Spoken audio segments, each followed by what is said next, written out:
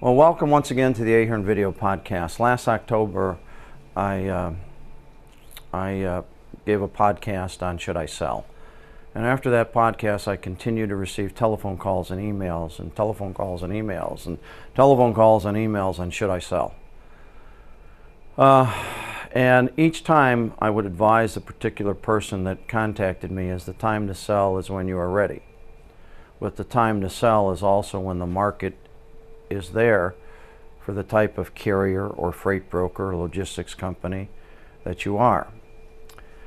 Today my thoughts have changed a little bit because analyzing the world economy, analyzing where we're at, looking at the statistics and of the people that are fighting hunger, looking at the way banks are not stepping up to the plate to loan small businesses money, my whole thought process has changed.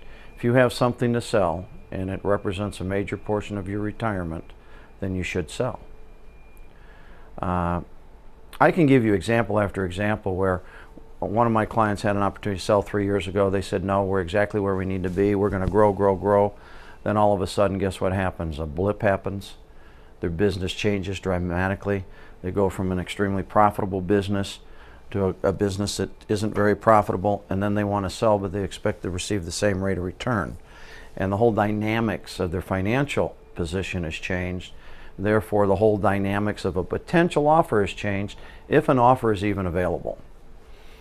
So the answer that I can give most of you today is if your business represents a major portion of your retirement and you have something to sell, then you should go through the process.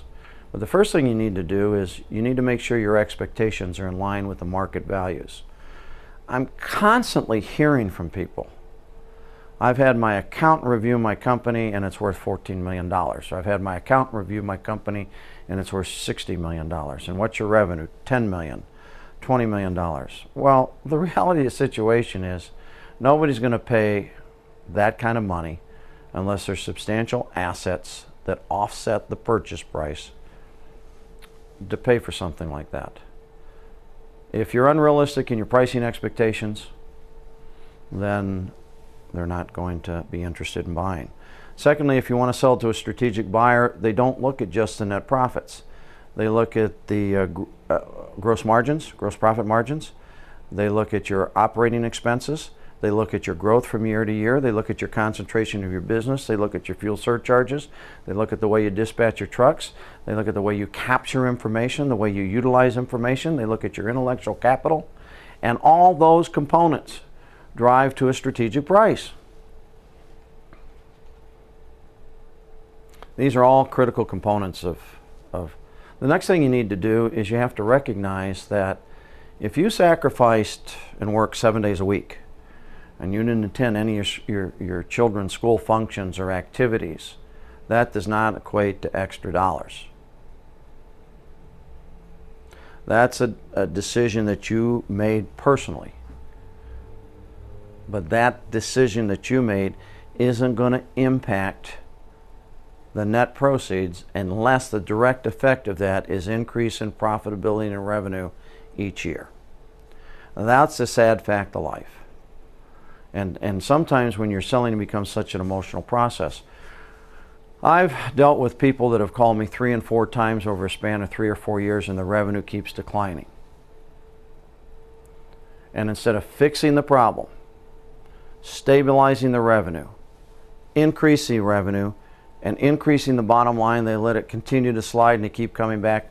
Well, now can I sell? Well, now can I sell? Well, now can I sell? Look, if your revenue is declining and you have more than 30% of your revenue with any one client, it's basically worth your liquidated balance sheet. And if you happen to be a trucking company or a freight broker, it's worth it. You may get some value for your carrier list, and you may get some value for your drivers if they qualify by CSA compliance, but that's it.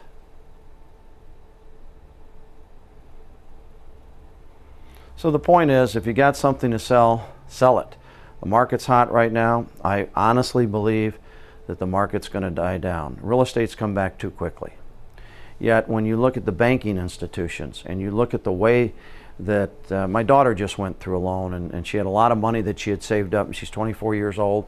She's got great credit. She doesn't have any debt. Her car's almost paid for. She makes a very nice living, and the hoops that they put her through, twice they turned her down. And they turned her down for irrelevant reasons, so I was able to pick it apart and go back there, and they said, oh yeah, we didn't think about this, or we didn't think about that. But you're dealing with people that don't have any control of your future. You're dealing with people that may be a loan officer, but they have to report to somebody else. Or have you ever tried to get a claim released when the insurance company writes a claim check? And if the bank has a lien on any of that property, have you ever tried to get them to release it? They won't. They make you jump through hoops. So how do you fix the vehicle? Or how do you fix the recreational vehicle if they won't release it? And they don't care.